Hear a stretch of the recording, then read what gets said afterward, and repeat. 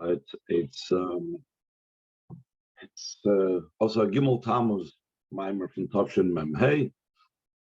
For that,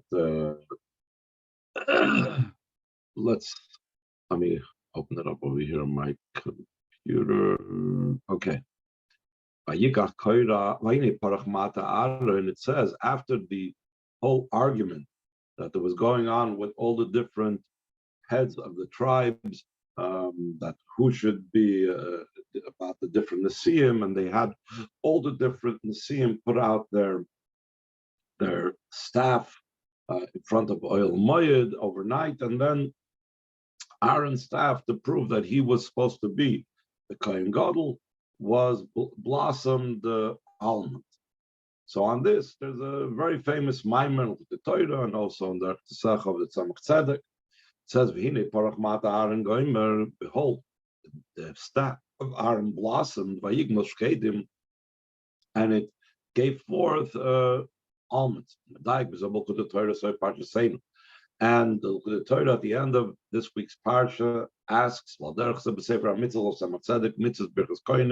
so too in what's called the Sefer Derech Pesach of Tzemach Tzedek, on the mitzvah of Birchas Kohanim, it says, what was unique about shkedim? Why specifically almonds did the Aaron HaKohen's staff blossom? The Bible and the Alter Rebbe explains concerning this. Almonds are the quickest to ripen than all other fruits, v'tvuos and crops, etc. That is the reason why shkedim is called shokid. Shokid is also called diligent. On your Hebrew report card, there's a mark called shkida. Shkida means someone that's diligent, that's really intense, that really does his work well. That's the idea of quickness. It says concerning Yirmiyahu Hanavi, when he was being told about the destruction of the Beis Hamikdash, so he also had a sign of shkedim. Makel shokid. He also had a vision of an almond branch. And why did he have a vision of an almond branch? So Hashem explained to him, why am I showing you this vision of an almond branch? Because I am being diligent and I'm rushing on my words to do it. So we see that the idea of shkedim, the idea of almonds, has to do with speed and alacrity and doing things quickly. Fine. So what does it have to do with the situation at hand, with Aaron? The virus with Alter Rebbe, the Torah explains, the virus Sham over there explains, she's like kosher le'inin kulnas Aaron is connected with the idea of Aaron being the Kohen Gadol. Like the simple story that we're talking about over there in the Chumash.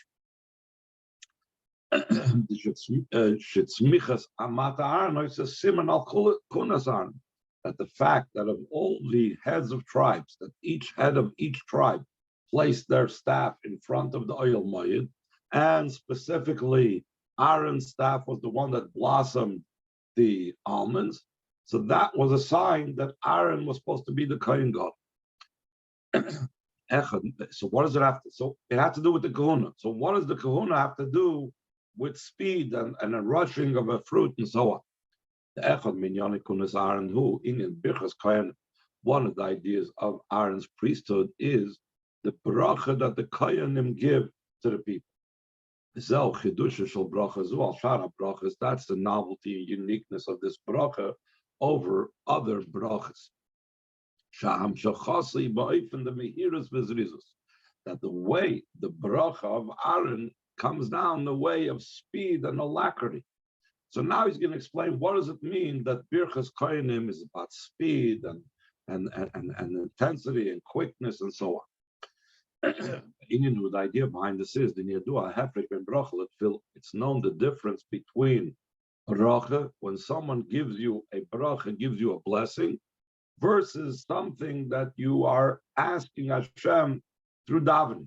Both of them is something that I need, something that I have a request or something that I have, something that's lacking, I can either get a bracha from someone that it will be fulfilled, or I can daven for it to be fulfilled.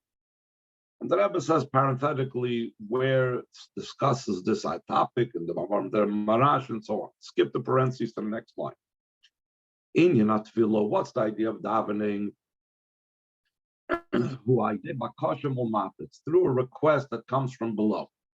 We hainu shetoli ba'avoida l'mata. It's dependent on our avoida down here below.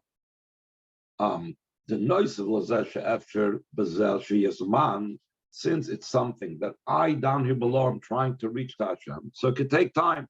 It's possible that the davening only accomplishes everything, or it's possible that it does only half it accomplishes. So that is the nature of davening, because it's coming from below. So it's depending on my approach, it's depending on where I'm at, it's depending on how much I can reach, and so on. The idea of a bracha is drawing something down from above to below. The one who's giving the bracha is found above, and he draws down from the root and the source. So this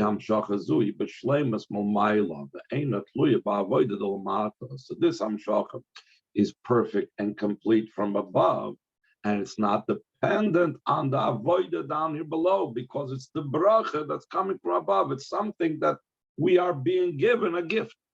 So the one that is giving the bracha, usually a tzaddik, is standing above, and he is like administering, and he is like giving out these brachas, these things to us. This itself, in bracha itself, there's an advantage in the bracha of the koyanim over other brachas. When it comes to other brachas, it's possible that the bracha can be delayed. Opposed to the bracha of the koyanim, that will come down in a way of speed and alacrity. So now he's going to explain how exactly that works. What does it mean, the speed that it comes down with, etc.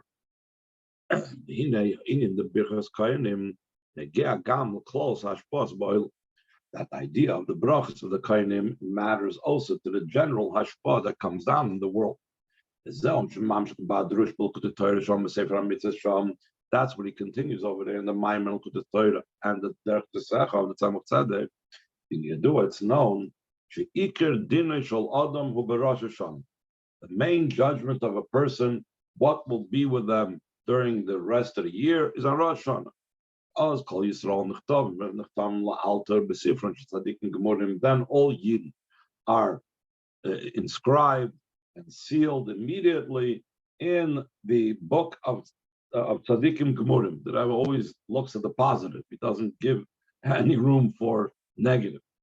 In Kain, Mao in Yonat Tefillah b'chol yom shemitzas min haTorah. What's the idea that we daven daily, and the davening daily is a commandment, it's a mitzvah that Torah tells us to daven every single day. To such a degree that 3 times a day, Shachris Mincha Ma'ariv, do we daven. And what are we saying in davening? We're asking Hashem for our needs. Heal us, give us our crops should grow, give us whatever else we need. So the Rebbe says, either way, it makes no sense. If there's a need to daven daily to ensure that we have our physical needs, what's the idea of being inscribed and sealed immediately in the book of complete Tzadikim Rosh Hashanah? And if it was already entirely completed and effected in Rosh Hashanah, why is it necessary, the idea of davening every day? The Bayer Bezen and the Alter Rebbe explains concerning this. Though there's actually a dispute about this in the Gemara. One opinion holds that a person is judged daily. if they should get what they need for that day or not. Or if a person is judged on Rosh Hashanah, Kal Makom still in all, it's not a true dispute. The emes, in truth, Mar Amar Chada, Umar Amar Chada, and each one is saying one thing, V'loi Pligi, and they're not really arguing, as we soon can explain. That which comes down on Rosh Hashanah, he b'shoirish u'moker inyan shabai hu hadin ha'adam b'Rosh. What's being determined on Rosh Hashanah, what comes down on Rosh Hashanah, that's in the root and the source of the matter, that in it is the judgment of the person on Rosh Hashanah. So it should descend afterwards throughout the days of the year and should come out in every single place. For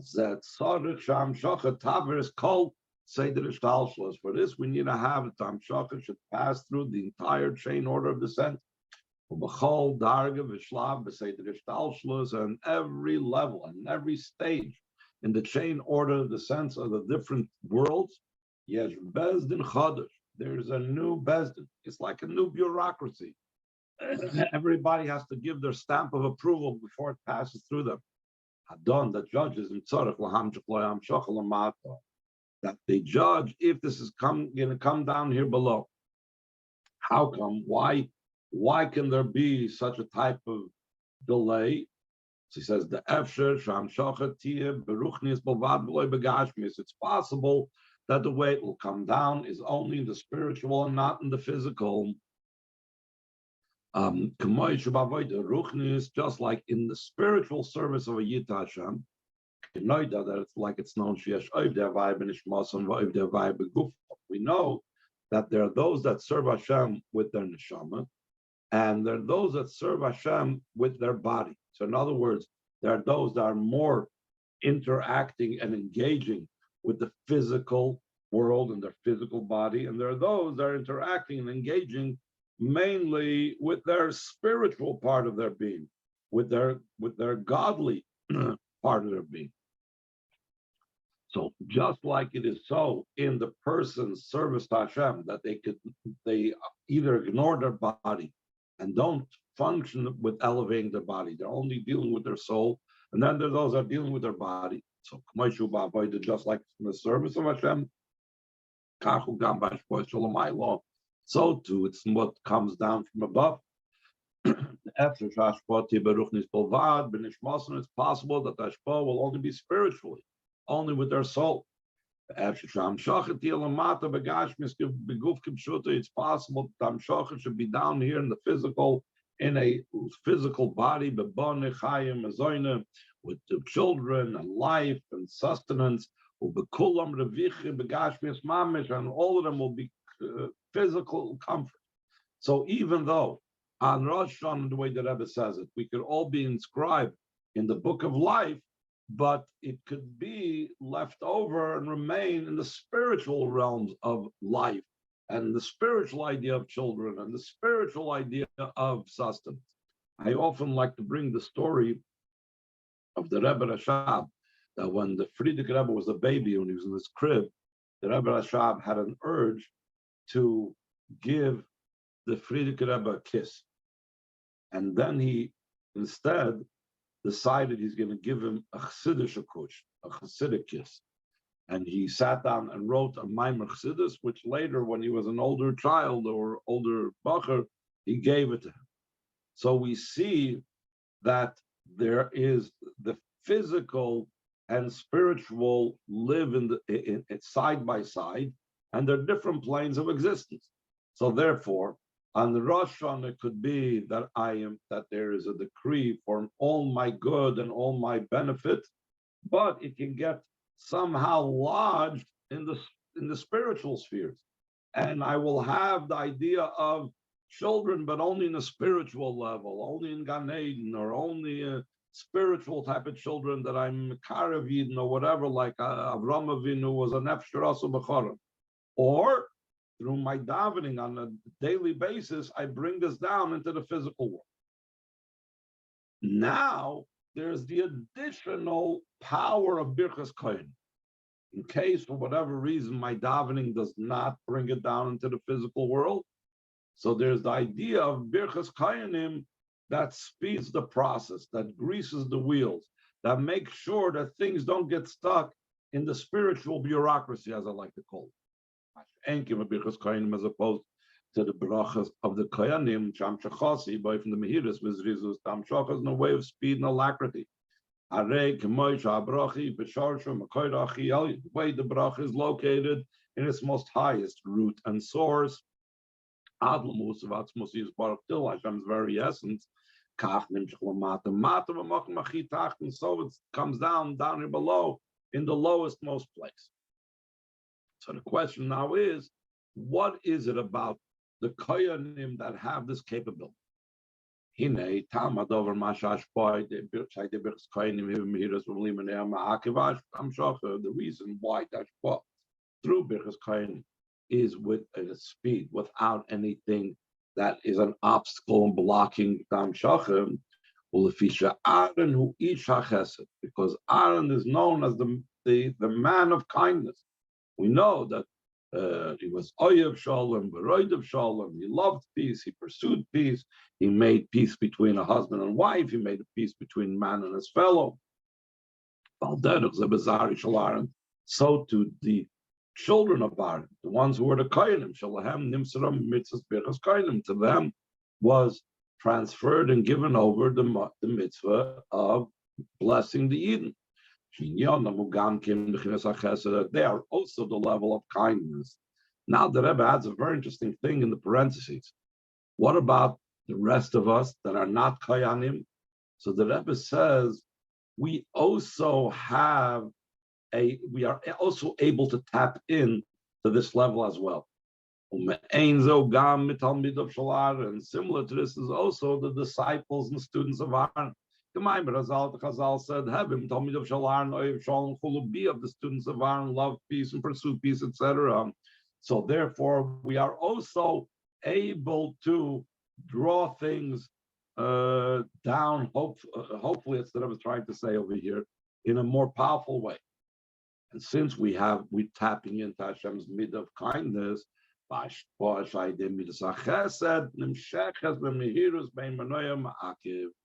any type of hashpah, any type of influence and flow that comes down through the attribute and character trait of kindness comes down speedily without any type of obstacles and without any type of blockages. In kindness itself, there's going to be different levels. The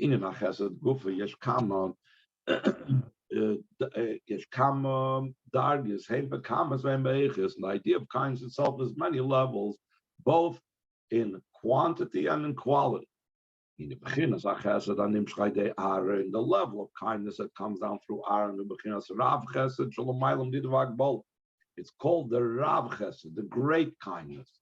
In the Yudgim Midas Harachim that we read in Parsh Kisisa, there's the idea of much chesed that is beyond boundary. The fact that it's called much, that means it breaks out of all types of limitation.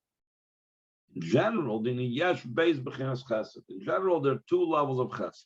Chesed olam, chesed of the world, which means it's already limited within the world, or verav chesed, the great chesed, the unlimited chesed. The bechinas chesed olam, the level of the chesed of the world, it's a chesed that's measured and has a boundary of the whole chain order of descent. It's limited in that way. Therefore, such a kindness, such a chesed to be able to affect what it has to affect needs to pass through all the different levels of the different worlds of the chain order of descent. As opposed to the great chesed beyond Seder Ishtalshalos. Therefore, since it's beyond the chain order of descent, so all the worlds cannot block it because it's really outside of the world. So there's no boundaries, there's no cutoffs. It's all able to come down directly without any types of limitations. And it comes down below the way it's above. Without any type of, it doesn't get watered down, it doesn't get trapped in the spiritual bureaucracy. You don't have the bezdin in every level, like we said before, evaluating and seeing if the person is worthy of this kindness. Now concerning this, it says, it says, their day is Hashem commands His kindness. This level of chesed, the chesed that's higher than say the Rishtalshus is called their day. What does that mean? The Zohar says that chesed is the day that goes with all the rest of the days. Every single day of creation is another sphera of another one of Hashem's midos. Chesed is the first day, Gvur is the second day, first the third day, because the items that were created on that day correspond to these different character traits. But Chesed went along with all the days, meaning Chesed comes through all the entire chain order of descent. Maybe Shamal could so concerning this, he also brings in Torah what it says in the end of Tanya in Geras HaKodesh, Al Pasuk Chazdei Havaya Kiloi Samnu Ben. It is the kindnesses in the plural of Hashem that we did not cease. What does it mean in the plural? The Chazdei Lashon Rabin. Why does it have to say the kindnesses of Hashem in the plural? To say the kindness of Hashem that we did not cease or we did not end. Because going on two levels of chesed, there's two types of levels of kindness. There's the limited kindness called the chesed of the world, and there's the unlimited kindness that's called much chesed. That's what it means, the kindnesses of Hashem, that we were not complete. What does that mean, not complete? So the Rebbe explains over there in the Geras HaKodesh, Lefi Pirush, that means Lefi Shaloi Samnu, that we are incomplete. She'ein anu tmimim v'shleimim. We are not complete. We are not perfect. We are not whole. So therefore, if Hashem would only act with us quid pro quo, if He would only give us based on what we deserve, we may not deserve Hashem's kindness because we're incomplete. Therefore, we need to act in the kindness of Hashem that has no boundary and no end. So when we go out of our bounds in doing kindness to others, to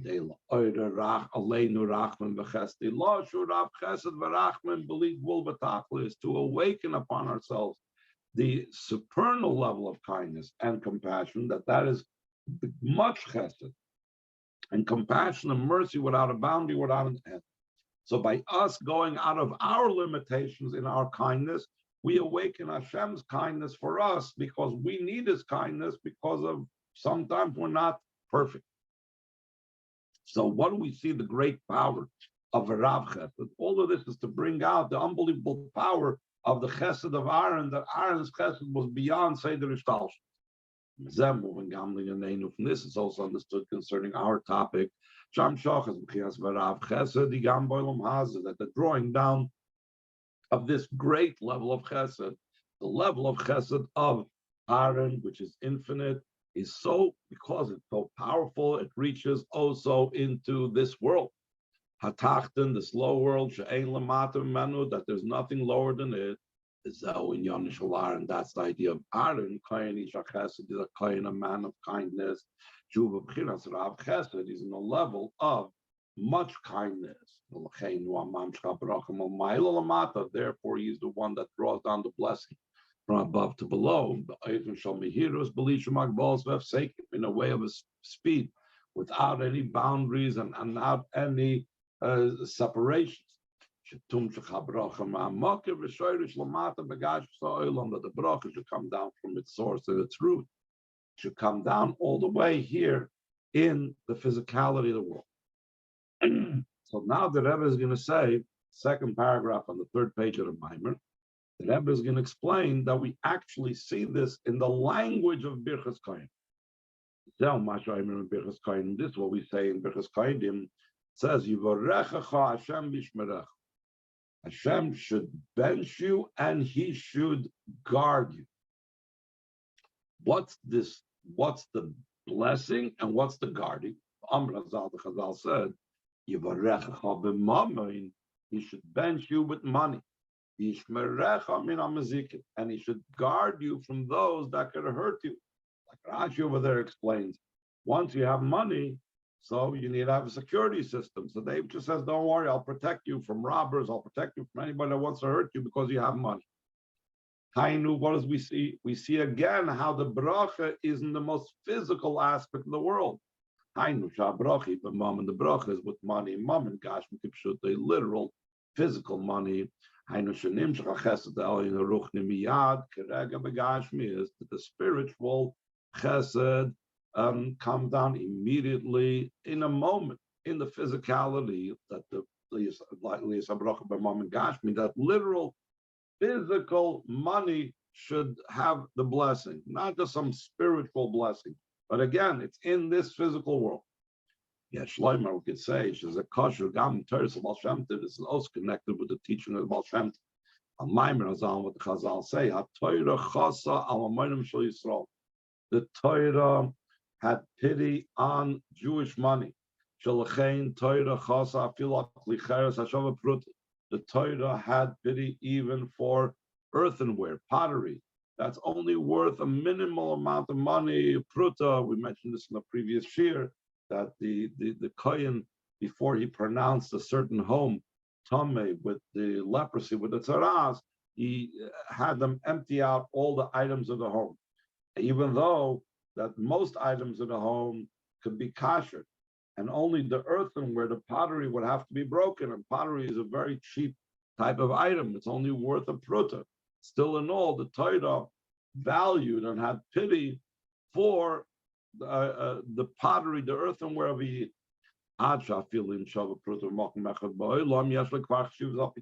such a degree that it's brought down that even if it's worth a pruta in just one place in the world and not necessarily all over the world, it also has importance and value according to the Torah the Chazal speak about. What does that teach you? The Teichena Inyan, who the content of this idea is, there's importance and value of some monetary thing that's only equal a penny, the smallest coin. How come? Because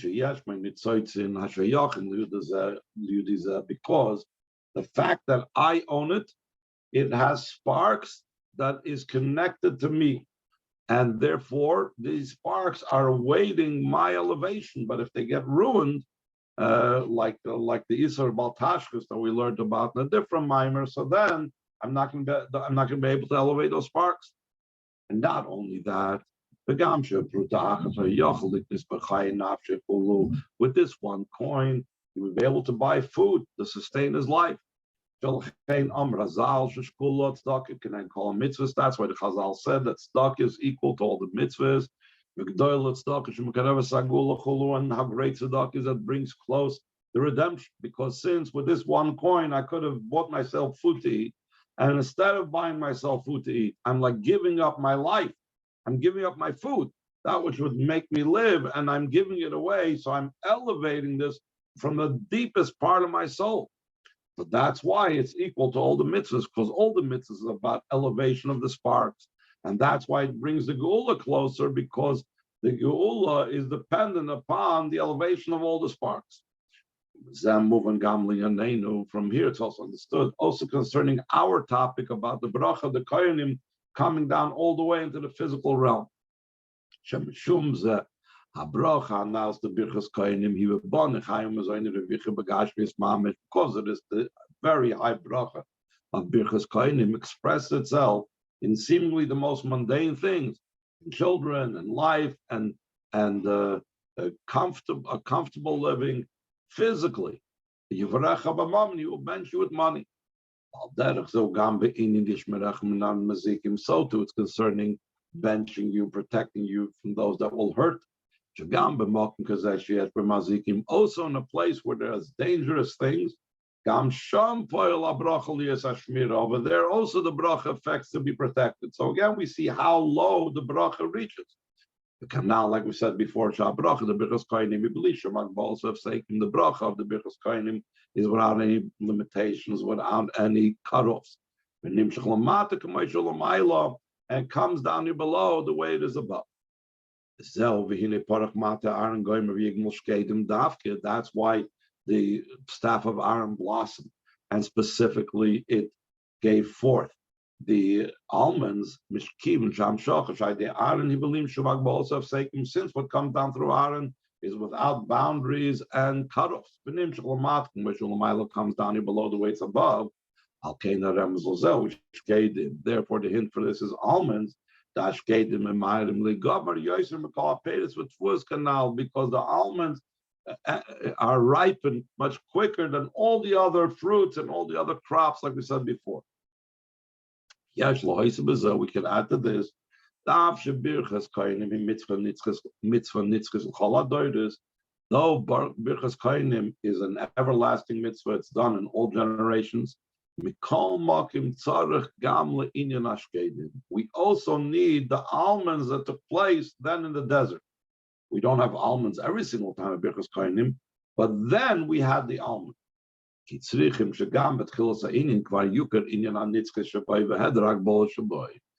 we need immediately at the beginning of Aaron's kahuna, that there should be the idea of manifesting the everlasting nature of it and the lack of limitation that's in it, that's expressed in it giving forth almonds. Like similar to what's explained in Torah, about Mashiach's times, it says a day that's entirely long. That usually it means it's a very long day, it's unlimited, it doesn't end, it's all daylight. But when it says it's entirely long, so the Alter Rebbe in Torah says already at the beginning it's long. What does that mean?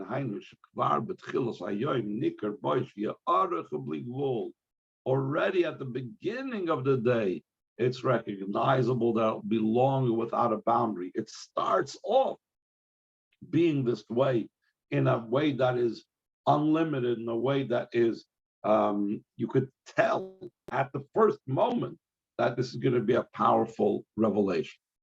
So too, it's a sign of Mata Aaron, that it gave forth almonds. Immediately at the beginning of Aaron's being a kohen. Similarly, Nashkido, Mehirus was already a sign for the idea of diligence and speed and alacrity. This indicates that right away at the beginning, his general kahuna state and the bracha that he gives, and that's the level of speed and quickness is beyond bound. Now, if you remember, we mentioned, how do we see that Shkedim is related to Shkida? So we brought from Yirmiyahu Hanavi. That he also saw a makel shoket. You saw in a vision an almond branch indicating the speed of the destruction of the Beis Hamikdash would take place. So the Rebbe says there's a very interesting thing that the Alter Rebbe mentions at the end of his Maimer of this parsha. Hine b'si madrush b'lchut Torah sham isa, the conclusion of the Maimer over there in the Torah it's brought down. Sheb'mokim acher isa shesh bezer fan shkedim l'mutav l'toy. In a different place it's brought down that there is two types of almonds for negative and almonds for good. Seemingly we need to understand, why does the Alter Rebbe find it necessary to bring in this mimer the topic that there is a negative type of almond? Seemingly it doesn't really help us understand and add to the entire picture. It seems to be that he's just giving us a note of where this speaks about. It seems to have no relevance to speak about the negative type of idea of almonds. So the Rebbe says the negativity itself contributes to the positive. Yes, we could say the explanation this is the sign that the staff of Aram blossomed. This Galadafke Achre Machlokes Koirach was revealed specifically after the dispute of Koirach. Machlokes Koirach Hais Al Tunas Aron. The dispute of Koirach was against the Kahanish state and the Kahuna of Aron bin Akoin. Like it says, when they lined up, every head of a tribe lined up their staffs in front of the oil ma'id. So it says, in the morning Hashem will let us know who is for him. And only after this dispute, because of the greater light that comes out of darkness, which is much more powerful than the light that doesn't face the darkness, and the greater wisdom that comes out of foolishness, which is greater than a wisdom that's not challenged by foolishness. In such a manner, like the Zohar says, that darkness was transformed to light and bitter was transformed to sweet. Nisbarer Toikif Kutunas Aaron was clarified the power of Aaron's Kohen state.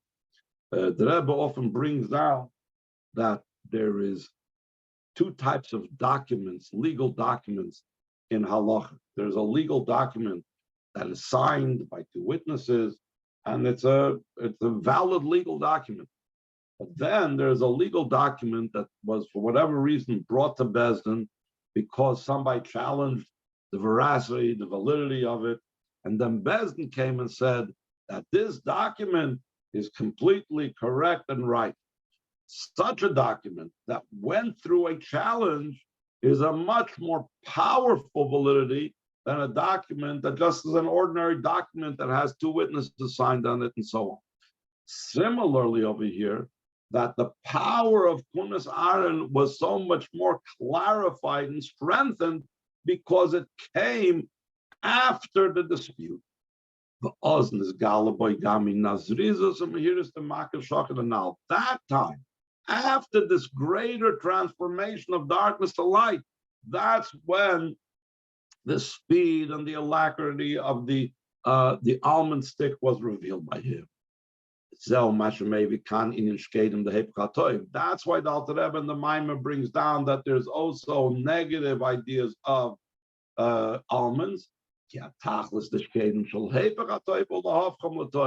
what's the entire purpose? Why does Hashem make such a thing of almonds, of the opposite of good, is to transform them to good, and then it's going to be much more powerful. Then it has this advantage of transforming darkness to light and the additional light from the darkness. Because of, like it says, that Yitzchak told Esau, Vaseli matamim, capture for me an animal and make me tasty foods in the plural. Lashon Rabim, in the plural. And the plural is, the Alter Rebbe explains in Tanya, that there's one type of tasty food that is originally good, and then there's a tasty food that through spicing and sweetening it, it's even tastier. That there's also tasty foods from transforming bad to good, and that is the two types of tasty food. So we want to have the greater level, the level of the tastiness of transforming darkness to light. The almonds grew only after the dispute because that was a greater revelation because of the transformation of darkness to light. Yes, Shlomo, the Rebbe says a very interesting thing. That's also the meaning of the content of the bracha. He shall guard you from those that could damage you, could hurt you, and so on. In a move on, seemingly it's not understood. Why do they leave and allow to remain the existence of those that could hurt, and only we guard them that they shouldn't hurt? That's what it means. We're protecting you from the mazikim. It doesn't say that those that could hurt you are going to cease. Since anyway there is being drawn down a bracha from above. Ubracha nails beyoser kanal baruch on a very great bracha, like we said earlier at length. It could have been in such a way of completely nullifying those that damage. Like it says in parts of I will stop bad wild animals from the land. In other words, animals that could hurt from the land. The simple meaning of that verse is remove them to the world. So when you're dealing in a human situation, a human being, the most they can do, they can't stop those that could hurt. They could protect. They could put security into place. They could put guards into place. But if Hashem is drawing down anyway such a powerful bracha, if the Kohanim are able to draw down such a powerful bracha, let's get rid of the mazikim totally. So therefore he answers, Inyan canal, the idea is like we said before, the advantage of the bracha of the Kohanim is the Inyan in transforming darkness to light. The Zo Inyan Shmirim and Amazikim, that's the idea of guarding from those that can do damage. Shemashirin as a mazikim and tziyusam v'rak shomer mehem, that we leave those that could damage to exist, and we only protect ourselves from them. Saif, and eventually Adesh Mirazu through this protection, this hapchim amazikim atzm latoiv, those that could damage themselves become transformed to good. It's similar to the second meaning in the pasuk. I shall remove the evil animals from the earth. That a different explanation is not that I will destroy them, but mashbison shaloyaziku. I will stop them. I will make them cease being bad. They won't be bad anymore. That's what it says in the future. That when Mashiach comes, that a wolf will live with a lamb, and a young child will lead them. Who is the young child that will lead this wolf? The Koyal B'nai Yisrael. It's referring to the Jewish people, because like it says that Eden are like a youth, and Hashem loves them. Just like, for example, the snake, which is going to have this type of transformation. That a great servant of Hashem through and after the sin of the Eitz Hadas was lost in the world. Before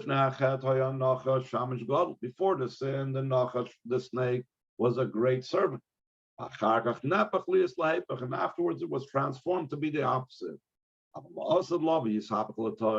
Mashiach comes, it'll become transformed to good.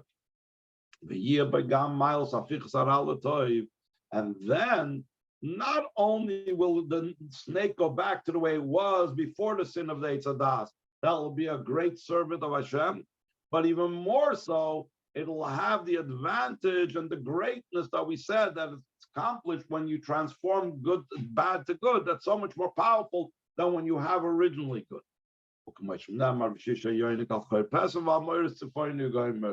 That a suckling child will play on the hole of a snake and on the hideout of a different types of crawly snake thing.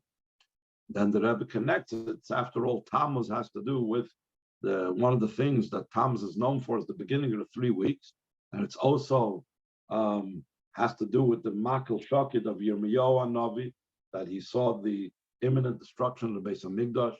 If Akashas are gammon close in the Beinam Yemei Beinam Mitzvah, we can connect this with a general idea of the days between the straits of the 3 weeks from Shivasa B'Tamas at Tishba. Yemei Beinam Mitzvah him Chaf Aleph Yom. That the days of the 3 weeks are 21 days. Kizman Gidla Shokid. That's the exact amount of time how much it takes for this almond to go from the blossom to the fruit.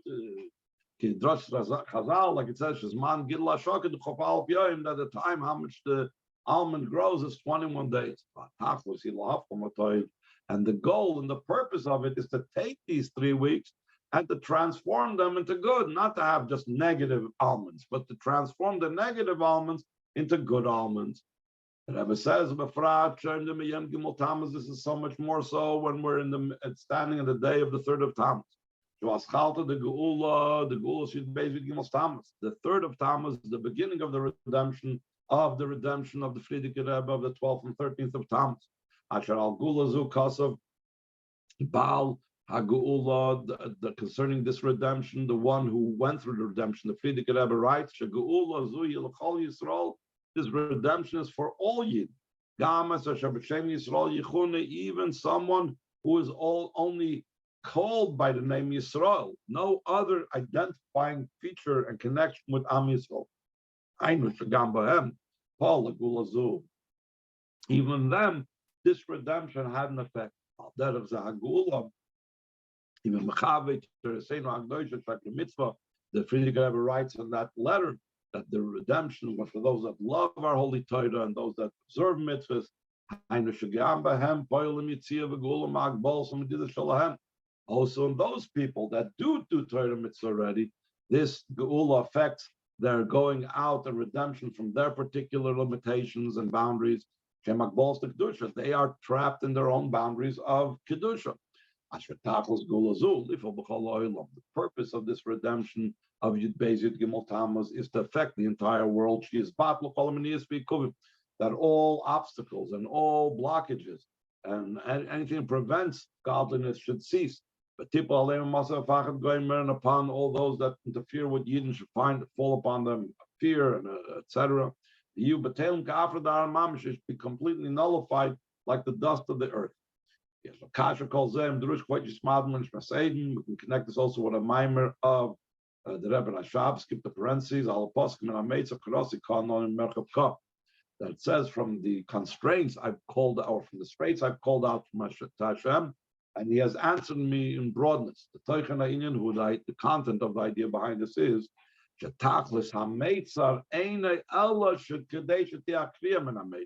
what's the reason for the straits? It's not because Hashem wants straits, but he wants us to call out from the straits. And when we call out from the straits, then we're transforming it to broadness. And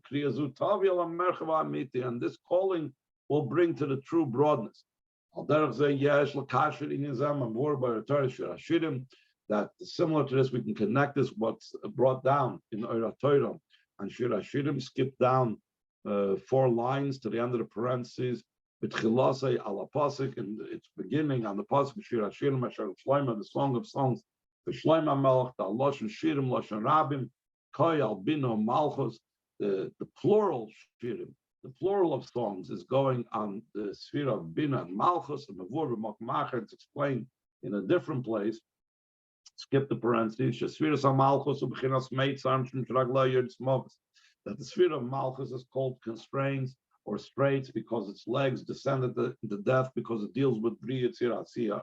Mashenkin Bina Yanur Chavis Anar. Bina is what's called the broadness of the river. Just like Bina takes the idea of Chachma and elaborates and elucidates upon it. Ad l'tachas harach was till the ultimate broadness, Merchav Yudke, the broadness of Hashem. That's what it means from the Meitzar. He will answer me with the Merchav, that from the straits will come to the broadness. Be should be the will of Hashem. Should become fulfilled in us, that from the constraints I called out Hashem, and he will answer me from broadness. She's battling Yin Beinam Tzadim. It should be nullified, the idea of the between the straits that the 3 weeks are about. Especially that we're still close to Rosh Chodesh Tammuz. Gimel Tammuz, the Rebbe said, we're still close to Rosh Chodesh Tammuz. The head of the month of Tammuz includes all of the days of the month. The Oz F Shalavatl is Kol and Yom Abilti Ritzuyim, because it contains the entire month in it. We can nullify all the negative things that are in the month. Immediately they are redeemed. Rambam told the be like the ruling of the Rambam. Shayom Ma'elu Hasidim Liyas Yom Tovim. You may sasm simcha that these days are going to be in the future celebratory days and days of rejoicing and gladness. Shanam, like it says, Koyam Hashem, says that Hashem. That the fast of the 4th month of Tammuz will turn over for the house of Yehuda to rejoicing and gladness and happiness and Yom Tovim. The Rambam adds and brings on Zalachas also the conclusion of the pasuk. That the truth and peace they love. This is accomplished through peace. In an Achdas Yisrael, the idea of the unity of Yidden. That's the novelty of the redemption of Yid Beis Tammuz. That was a redemption for all Yidden, regardless of what one identified and how one identified. This will be fulfilled with the coming of Mashiach Tzidkenu immediately. Amen.